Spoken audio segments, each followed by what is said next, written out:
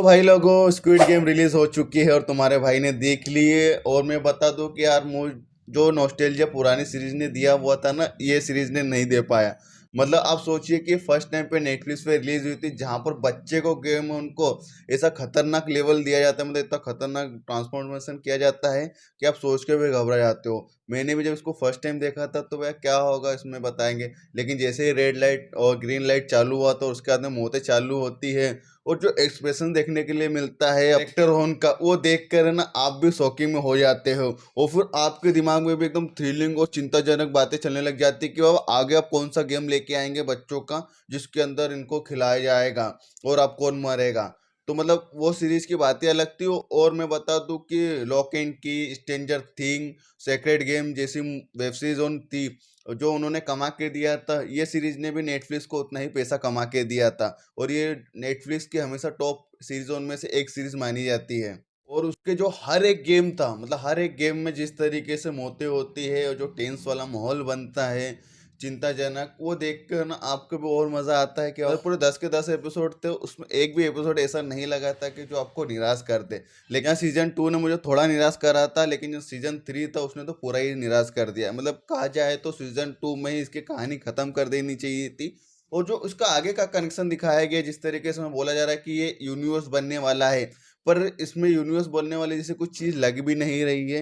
इसमें बताया गया कि भाई नेक्स्ट टाइम आपको अमेरिका में कहानी देखने के लिए मिलेगी। अमेरिका में कहानी जो देखने के लिए मिलेगी वो अमेरिका के खेलों के हिसाब से चलाएंगे या फिर कोरियन खेलों के हिसाब से, वो तो अब जब सीरीज आएगी 4th सीजन तभी पता चलेगा। अगर बात करें तो इसमें मुझे क्या खराब लगा क्या अच्छा लगा, तो पहली बात तो अच्छा ये लगा है मुझे कि इस वेब सीरीज में अगर अच्छी चीज़ों की बात करें तो मुझे सबसे बढ़िया ये चीज़ लगी है कि इसके अंदर एक तो फ्रंट मैन की कहानी दिखाई गई थी कि बाबू वो भी पहले ना स्क्विड गेम खेल चुका है और वो भी जीत चुका है। और दूसरी ये चीज़ कि फ्रंट मैन चाहता था कि 456 प्लेयर जो कि मेन लीड रोल में है वो भी उसकी जगह ले और उसकी तरीके बने, लेकिन वो बनता नहीं है। तो इसमें ये चीज़ अच्छी दिखाई कि भाई परिस्थिति कैसी भी हो, किसी की हत्या करोगे, कोई कुछ गलत काम करोगे तो पहली चक्कर में तो आप मजबूरी में करोगे, लेकिन बाद में ना मज़ा आने लग जाएगा। और वो आखिरी तक ऐसा नहीं करता है। और जो लास्ट की एंडिंग थी ना, वो थोड़ी शॉकिंग लगी थी यार। मुझे उम्मीद नहीं था कि 456 पेयर इतना कुछ कर सकता है, लेकिन जिस तरीके से वो फर्स्ट पार्ट से ही, मतलब फर्स्ट सीजन से ही बताता है कि नहीं यार मुझे लोगों की चिंता है, भले वो गेम्बलर हो पर फिर भी वो लोगों के बारे में सोचता था। तो ये चीज़ तो पता ही था कि वो बच्चे को मरने तो नहीं देगा इस सीरीज के अंदर। अगर सीरीज में जैसे इस वेब सीरीज का नाम स्क्विड गेम है, तो अगर इस सीरीज के स्क्विड का नाम ओरिजिनल में किस जगह से रखा गया है तो मैं बता दूं, कोरिया में जुंगा नाम का एक गेम रहता है, उसको जो खेला जाता है उसमें क्या होता है, एक स्क्विड रहता है। जैसे आपको पता है कि स्क्विड एक समुद्र का जानवर रहता है, तो स्क्विड का आकार पूरा बनाया जाता है और उसमें ना दो टीमें होती है, एक डिफेंस और एक ऑफेंस। डिफेंस का काम ये रहता है कि स्क्विड के सर के ऊपर कोई ऑफेंस वाली टीम चढ़ ना पाए, तो उसकी रक्षा करना। और ऑफेंस का काम ये रहता है कि वो उसके पैरों से जंप करके उसके सर को छूना रहता है। और उसमें यह कहा जाता है कि अगर जो टीम हार जाती है उसे मृत माना जाता है। तो स्क्विड गेम इसलिए इनका रखा है कि कोई सा भी गेम जो भी हारता है व्यक्ति, तो वो मरता ही है, जिंदा रहता ही नहीं है, चाहे कुछ भी कैसी भी परिस्थिति हो उसको मरना जरूरी रहता है। अगर खराब बातें की बात करूँ तो यार, जैसे कि इसमें दिखाया गया मेन लीड रोड को, 456 प्लेयर को, कि वह वो है ना इस गेम को बंद करना चाहता है, फ्रंट मैन के सामने लाना चाहता है, उसको तबाह करना चाहता है और उस आइलैंड को भी, पर वो कर नहीं पाता है। सबसे ये खराब बात है कि मतलब जो अपना हीरो जिस चीज़ के लिए आता है वो भी नहीं कर पाता है।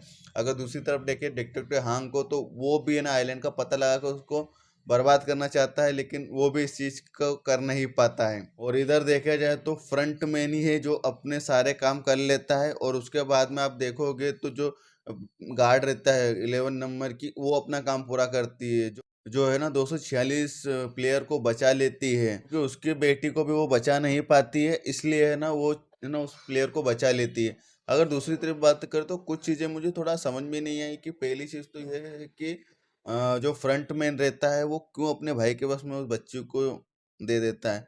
मतलब और कोई भी उसको पाल सकता था या फिर अनाथ आश्रम में भी दे सकता, लेकिन नहीं, वो उसने उसको ही दिया है। और सामने वाला बंदा डिटेक्टिव, हाँ मतलब वो पैसे भी रख लेता है और वो बच्ची को भी रख लेता है। मतलब इतना ईमानदार बताया गया फ्रंटमैन को, मतलब वाह। काम कैसा भी हो लेकिन पूरा ईमानदारी से होना चाहिए, ये चीज दिखा दी है इस स्क्विड गेम ने। सीधे देखे तो जो 456 प्लेयर के जो पैसे रहते हैं वो भी है ना उस जगह से गायब हो जाते हैं। और वो भी फ्रंट मैन है ना उसकी बेटी को दे देता है। अगर एंडिंग की बात करें तो यार एंडिंग में है ना थोड़ा कंफ्यूजन कर दिया है। जैसे इसकी कहानी अगली बार लॉस एंजलिस यानी अमेरिका में देखने के लिए मिलेगी, और लेकिन वो अमेरिका में ताइची खेल रहे हैं, पर वो समझ में नहीं आ रहा कि ताइची क्यों, मतलब वो तो कोरिया का गेम है। अगर आप अमेरिका में कर रहे हो इसकी शूटिंग और अमेरिका के हिसाब से इसके खेल को बता रहे हो, तो आप ताइची क्यों खेल रहे हो? पहली बात तो ये। अब जैसे इसका यूनिवर्स बन रहा है तो यूनिवर्स में अब फिर आपको अलग अलग जगह पे जाके ना अलग अलग सिटीज में कंट्री में अलग अलग गेम खिला के ना इसका यूनिवर्स बनाया जाएगा। अगर जैसे मैंने बोला है कि बाबा इसको फैमिली रियलिटी शो बोल देना चाहिए, मतलब इसमें ड्रामा फैमिली वाला बहुत ज़्यादा दिखाया गया है, वो इसलिए क्योंकि अगर आप देखोगे तो इसके अंदर माँ बेटे की कहानी पूरी दिखाई गई है जो उनका आपस में चलता रहता है ड्रामा। दूसरी तरफ देखो तो 222 नंबर प्लेयर के अपने बॉयफ्रेंड से अलग ही झगड़न चलती रहती है, क्योंकि उसको बच्चे को उसने देखा नहीं, ध्यान नहीं दिया, उसका छोड़ के चले गई थी। इधर देखो तो अपने थेनोस अपने अलग ही चमचों को धुलाई करते रहता है। मतलब कोई ना कोई हर चीज में ना फैमिली ड्रामा में घुसा ही रहता है। एक प्लेयर जो रहता है काफी डोर पर होता है, वो भी अपनी फैमिली ड्रामा में घुसा रहता है।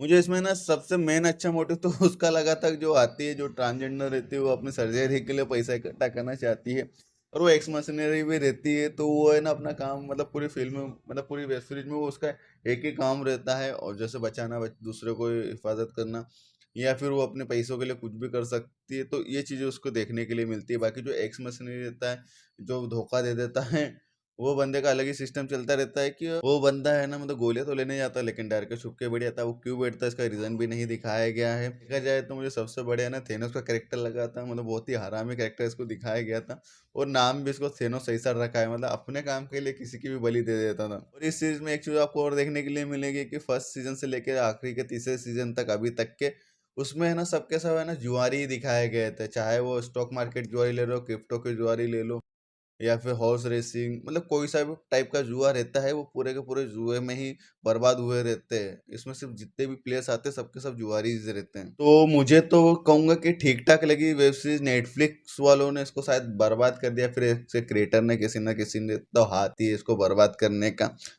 हो सकता है कि अगला सीजन आए तो वहाँ कहीं ना कहीं इसकी भरपाई कर सकते हैं। चलिए अब हो गया समय जाने का, मिलते किसी और नए वीडियो में। बस सीरीज के बारे में मुझे इतना ही कुछ कहना था। अगर आपको मेरा वीडियो पसंद आया हो और सीरीज भी पसंद आई है तो चैनल को लाइक शेयर सब्सक्राइब करना बिल्कुल ना भूलें, और अगर सीरीज नहीं भी आई है तब भी मेरे चैनल को सब्सक्राइब कर देना।